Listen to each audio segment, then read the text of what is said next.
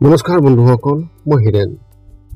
আজি আমি জানিম এই 2025 বৰ্ষৰ এই মাহটোত আপোনালোকৰ সম্পূৰ্ণ ৰাশিফলৰ বৰ্ণন। এই মাহটোত সিংহ ৰাশিৰ ব্যক্তিসকলে কেনেধৰণৰ ফলাফল লাভ কৰিব। প্ৰথমে মোৰ চেনেলটো আপোনালোকে ছাবস্ক্ৰাইব কৰি ল'ব, যাতে মোৰ পিছৰ ভিডিঅ'বিলাক আপোনালোকে সহজে লাভ কৰিব পাৰে। লগতে মোৰ ভিডিঅ' যদি ভাল লাগে তেন্তে লাইক আৰু শ্বেয়াৰ কৰিব, কমেণ্ট কৰি আপোনালোকৰ মনোভাৱ প্ৰকাশ কৰিব। এতিয়া আহোঁ মূল বিষয়লৈ। আজি আমি জানিম এই 2025 বৰ্ষৰ এই মাহটোত সম্পূৰ্ণ ৰাশিফলৰ বৰ্ণন। আমাৰ সকলোৰে মনত এটা কৌতূহল আছে যে আগন্তুক মাহটো আমাৰ বাবে কেনেকুৱা হ'ব। বহু ধৰণৰ প্ৰশ্ন আমাৰ মনত উদয় হয়, যেনে ব্যৱসায় বা চাকৰিৰ ক্ষেত্ৰত অগ্ৰগতি হ'বনে নহয়, বা কিবা নতুন প্ৰত্যাহ্বানৰ সন্মুখীন হ'বলগীয়া হ'ব নেকি, এনেধৰণৰ বহুতো প্ৰশ্ন। সেয়েহে আপোনালোকক এই ভিডিঅ'টোৰ জৰিয়তে ৰাশি আৰু ৰাশিফলৰ ওপৰত ভিত্তি কৰি ৰাশিফলৰ ওপৰত বিভিন্ন গ্ৰহ আৰু নক্ষত্ৰমণ্ডলৰ প্ৰভাৱ আৰু গতিবিধিৰ বিষয়ে অধ্যয়ন কৰিছোঁ। এই কথা মনত ৰাখি আমি আপোনালোকক এই 2025 বৰ্ষৰ এই মাহটোত ৰাশিফলৰ মতে সঠিক মূল্যায়ন কৰিছোঁ, যাতে আপোনালোকে সেই অনুসৰি প্ৰস্তুতি চলাব পাৰে। আপোনালোকে এই ভিডিঅ'ত আপোনালোকৰ পৰিয়াল, আৰ্থিক, কেৰিয়াৰ, শিক্ষা, প্ৰেম আৰু স্বাস্থ্যৰ লগতে আৰু বিভিন্ন তথ্য আপোনালোকে এই ভিডিঅ'ত লাভ কৰিব। ইয়াৰ দ্বাৰা আপুনি জানিব পাৰিব যে আপোনাৰ ৰাশিফলৰ অনুসৰি কি কি প্ৰস্তুতি চলাব লাগিব। গতিকে আপোনাৰ ৰাশিফল অনুসৰি প্ৰস্তুতি চলাওক। অৱশ্যে আপোনালোকক এইটো জনা উচিত যে এই ভিডিঅ'টোত দিয়া যি তথ্য, এই তথ্য কোনো ব্যক্তি হিচাপে নহয়, ৰাশিফলৰ ওপৰত হোৱা যি প্ৰভাৱ, সেই প্ৰভাৱৰ বিবেচনা অনুসৰিহে এই ভিডিঅ'ত উল্লেখ কৰা হৈছে এই সকলোবোৰ তথ্য। গতিকে এনেদৰে আপুনি আপোনাৰ জীৱনত ঘটিব পৰা সকলো কথাৰ তথ্য লাভ কৰক। গতিকে কোনো পলম নকৰাকৈ এতিয়া আমি এই 2025 বৰ্ষৰ এই মাহটোত যি ৰাশিফলৰ বৰ্ণন, সেই ৰাশিফলৰ বৰ্ণন আপোনালোকক আগবঢ়াবলৈ আগবাঢ়িছোঁ। সৰ্বপ্ৰথম পাৰিবাৰিক জীৱনৰ ক্ষেত্ৰত এনেধৰণৰ। এই মাহটো আপোনাৰ পৰিয়ালৰ বাবে খুবেই ভাল হ'ব। এই সময়ছোৱাত আপোনাৰ সদস্যসকলৰ ওপৰত আপোনাৰ স্বাস্থ্য বাঢ়িব আৰু প্ৰতিটো ক্ষেত্ৰতে তেওঁলোকৰ সমৰ্থন লাভ কৰিব। আপোনাৰ ভাই ভনীসকলৰ সৈতে আপোনাৰ সম্পৰ্ক আগৰ তুলনাত অধিক শক্তিশালী হ'ব, যাৰ ফলত আপোনাৰ আত্মবিশ্বাস বৃদ্ধি পাব। আপোনাৰ ঘৰত কোনো ধৰ্মীয় অনুষ্ঠান হোৱাৰ সম্ভাৱনা আছে, সেয়েহে সকলোৰে মন তাৰ ওপৰত কেন্দ্ৰীভূত হৈ থাকিব। মাহৰ শেষত হয়তো আপুনি আপোনাৰ পুৰণি বন্ধুক লগ পাব পাৰে আৰু দুয়োৰে পুৰণি স্মৃতি ভাগ কৰিব। ব্যৱসায় আৰু চাকৰিৰ ক্ষেত্ৰত এনেধৰণৰ। ব্যৱসায়ীসকলে এই মাহত অলপ সাৱধান হোৱাটো অতি প্ৰয়োজন, কাৰণ আৰ্থিক দৃষ্টিকোণৰ পৰা এই মাহটোৱে আপোনাৰ বাবে ইমান এটা ভাল লক্ষণ দিয়া নাই।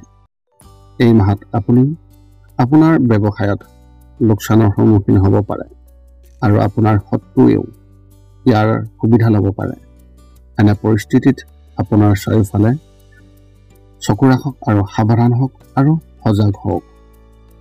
চৰকাৰী বিষয়াসকলেও নিজৰ কামত সুখী নহ'ব আৰু কৰ্মক্ষেত্ৰত বহু প্ৰত্যাহ্বানৰ সন্মুখীন হ'ব লাগিব। ব্যক্তিগত খণ্ডত কাম কৰা ব্যক্তিসকলৰ ক্ষেত্ৰত এনেধৰণৰ। তেওঁলোকৰ সহকৰ্মীসকলৰ লগত কিবা এটাক লৈ কাজিয়া হ'ব পাৰে। গতিকে ধৈৰ্য ধৰি যিকোনো সিদ্ধান্ত লোৱাৰ আগতে বয়োজ্যেষ্ঠসকলৰ পৰা পৰামৰ্শ লওক। শিক্ষা আৰু কেৰিয়াৰ ক্ষেত্ৰত এনেধৰণৰ।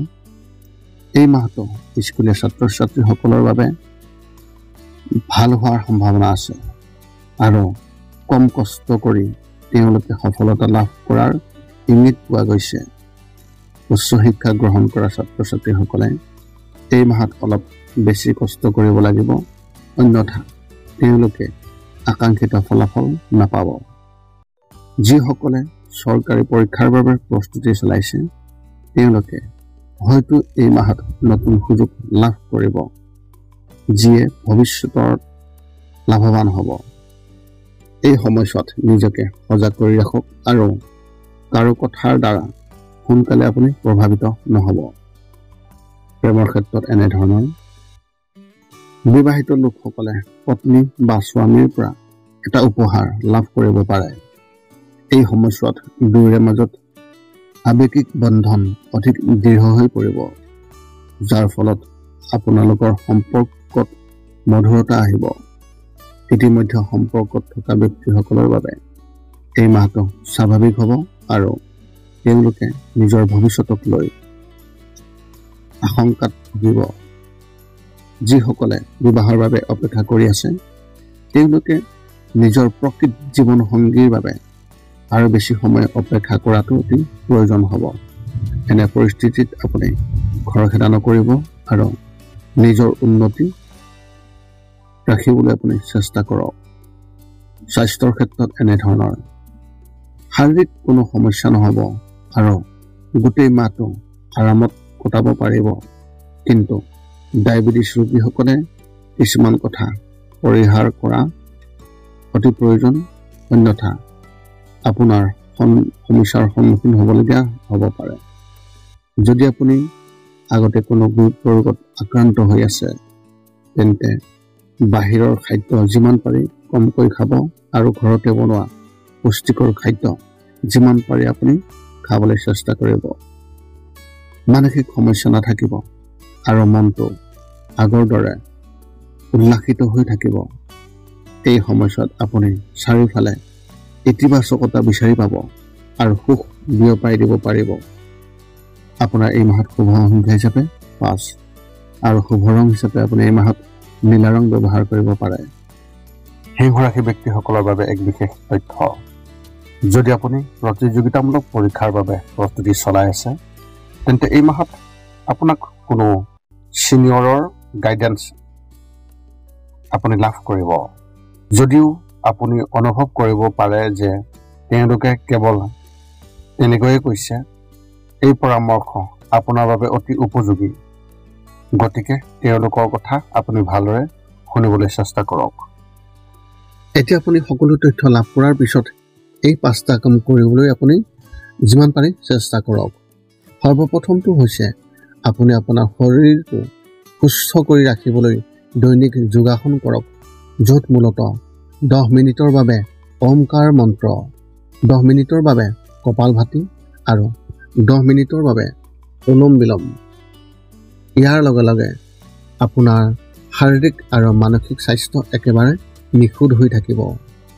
2 নম্বৰটো হৈছে ৰাতি শোৱাৰ আগতে নিস্তব্ধ আৰু নিৰ্জন ঠাইত 10 পৰা 20 মিনিট ধ্যান কৰিব লাগে। ইয়াৰ দ্বাৰা 2টা উপকাৰ পোৱা যায়। এটা হ'ল আপুনি ভাল টোপনি পাব আৰু দ্বিতীয়টো হৈছে পিছদিনা আপুনি সতেজ অনুভৱ কৰিব।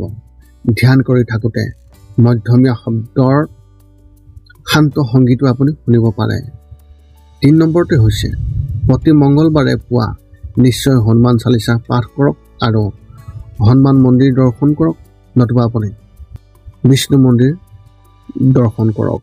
ইয়াৰ দ্বাৰা আপোনাৰ আৰু আপোনাৰ পৰিয়ালৰ যিকোনো সদস্যৰ সংকট দূৰ হ'ব আৰু সদায় সুখ আৰু শান্তি থাকিব। 4 নম্বৰটো হৈছে ঘৰৰ বাহিৰত গৰু আৰু কুকুৰক প্ৰতিদিনে আপুনি পাৰিলে খাদ্য খুৱাব লাগে। খাদ্য খোৱা আৰু যদি পাৰে চৰাই চিৰিকটি আদিকো খাদ্য আৰু পানীৰ যোগান ধৰক। এই পৃথিৱীখন যিমান আমাৰ সিমানেই সিহঁতৰো। নিতৌ ইহঁতক খুৱাই আমি তেওঁলোকৰ পৰা এক আশীৰ্বাদ লাভ কৰিব পাৰোঁ আৰু আমাৰ ওপৰত থকা গ্ৰহবোৰৰ কুপ্ৰভাৱ দূৰ হ'ব। সদশেষত 5 নম্বৰটো হৈছে আপুনি পাৰিলে মাজে মাজে চৌপাশৰ দুখীয়া ব্যক্তিসকলক আপুনি পাৰিলে সহায় কৰক আৰু ভোকাতুৰ ব্যক্তিসকলক আপুনি পাৰিলে খুৱাবলৈ চেষ্টা কৰক। যদি আপোনাৰ মনত এতিয়াও জ্যোতিষ সম্বন্ধীয় কিবা প্ৰশ্ন আছে তেন্তে আপুনি আমাক এই ভিডিঅ'ৰ তলত আপোনাৰ প্ৰশ্ন কমেণ্ট কৰি অৱগত কৰক আৰু আমি আপোনালোকৰ প্ৰশ্নৰ উত্তৰ দিবলৈ আমি সকলো সময়তে সাজু আছোঁ। এই আছিল এই 2025 বৰ্ষৰ জুন মাহটোত সিংহ ৰাশি ব্যক্তিসকলে লাভ কৰিবলগীয়া সম্পূৰ্ণ ৰাশিফলৰ বৰ্ণন। পুনৰ লগ পাম অন্য এটা ভিডিঅ'ত আজিলৈ। ধন্যবাদ।